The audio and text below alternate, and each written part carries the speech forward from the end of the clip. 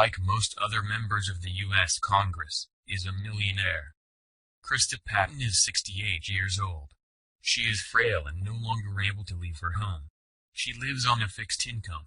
Patton told Van Jones on a recent episode of his CNN show The Messy Truth that she would not be able to eat without a Meals on Wheels program. Paul Ryan is the Speaker of the U.S. House of Representatives. By his own account, in college he used to hang out with his friends and drink beer while sharing his dreams of cutting Medicaid. When Ryan was 15 years old, his father died from a heart attack affected by alcoholism. Ryan and his family then received his father's Social Security survivor's benefits. Ryan used that money to attend college. This was not the only money that Paul Ryan received from the federal government. His family built its wealth from receiving government contracts.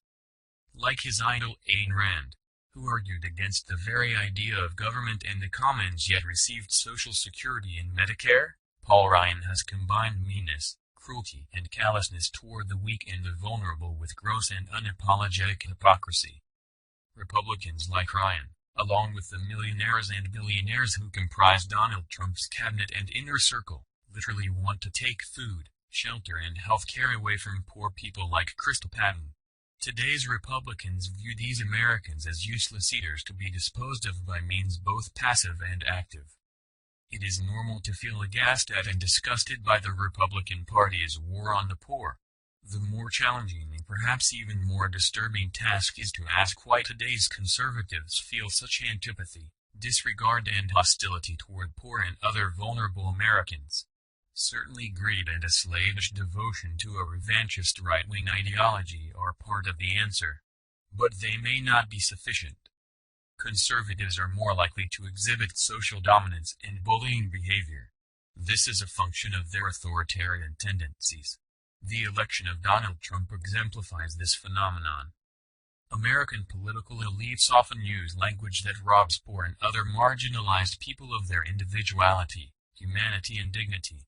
This language also creates a type of social distance between middle-class or normal Americans and those with economic disadvantages. Conservatism is a type of motivated social cognition that by its very nature is hostile to members of groups on the lower rungs of the social hierarchy. And conservatives are more likely than liberals or progressives to believe in what's known as the just world fallacy, whereby people who suffer a misfortune are viewed as somehow deserving their fate. Conservatives are also more likely than liberals or progressives to not use systems-level thinking as a way to understand that individuals don't exist separate and apart from society. Conservatives are also more likely to defend social inequality as fair and legitimate. Social psychologists have shown that, in effect, poor people become invisible to the rich and upper classes.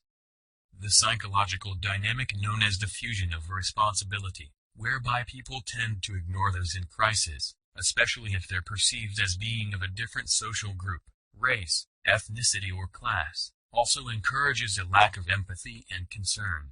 It undercuts policies meant to offer direct assistance to vulnerable and marginalized individuals and communities.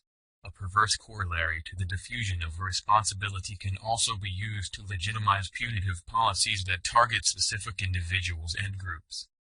The myth of meritocracy and its cousin, the myth of individualism, exert a powerful hold over many Americans. This is especially true among conservatives. Social scientists and others have repeatedly demonstrated that American society is not a true meritocracy. Other research has shown that intergenerational income and class mobility are also relatively uncommon in the United States. Likewise, the concept of the self-made person whose success is a function of rugged individualism is also a fantasy better suited to its dime-store origins than as a serious way of understanding American society. Nevertheless, these cultural mythologies do the practical, political, and social work of legitimizing the Republican war on the poor. Race and class are intimately linked together in American and Western society. As such, poor people are incorrectly stereotyped as being overwhelmingly black and brown. In the United States, the intersections of race and class also affect the media narratives and cultural scripts that have dictated who has historically been considered deserving: widows of war veterans, people with disabilities, single white mothers, children, elderly folks, and undeserving, adult men and people of color, poor. Conservative media outlets, and sometimes mainstream media ones, routinely use false and misleading information to discuss the social safety net. For example, Lyndon Johnson's Great Society programs as well as Franklin D. Roosevelt's New Deal initiatives were extremely successful in alleviating poverty and improving the general welfare of Americans. Yet right-wing media outlets consistently tell their audiences that the Great Society and New Deal programs were failures. This narrative intentionally ignores Republican Party's efforts to undermine the effectiveness of those programs. Among evangelical Christians, what is called the prosperity gospel has become increasingly influential. This grotesque interpretation of Christian doctrine assures its adherents that poor people deserve their circumstances because God has chosen not to bless them with money. Conversely, rich people have more money because God has deemed them worthy. Christian evangelicals, especially those who believe in the prosperity gospel, were a key constituency in Donald Trump's winning coalition. The brain structures of conservatives and liberals are quite different. Conservatives are capable of being empathetic. Conservatives, however, focus those feelings on members of their in-groups such as immediate family and community. Liberals have a different biological inclination. They are able to feel empathy for people in groups who are not part of their close social circle. What can be done? The bad news is that conservatives' brains cannot be modified to make them more empathetic and sympathetic toward their fellow human beings. Nor is the harmful messaging and narratives from the right-wing media about poor folks, and the other more generally, likely to change in the foreseeable future. On the level of practical politics, there have been no substantial negative electoral consequences to Republicans' decades-long war on the social safety net and the common good. Thus, there is no rationale in terms of an electoral calculus for the Republican Party to stop pursuing such policies.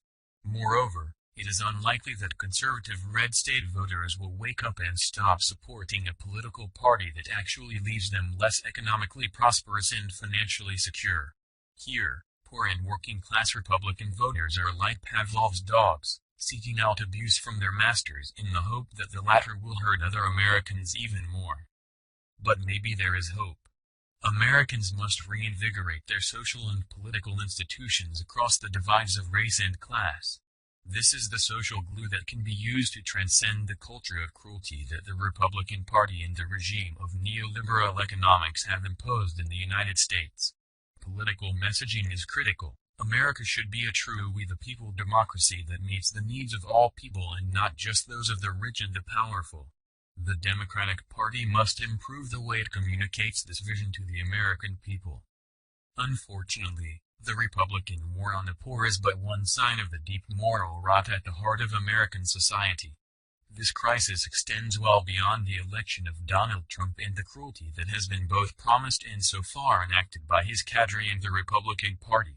If a society is judged by how it treats the most vulnerable and weak, America is a country in decline, a country whose citizens should be ashamed of their leaders, and, in some cases, ashamed of themselves.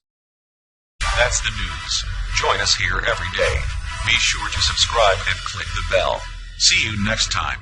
This is TBNN.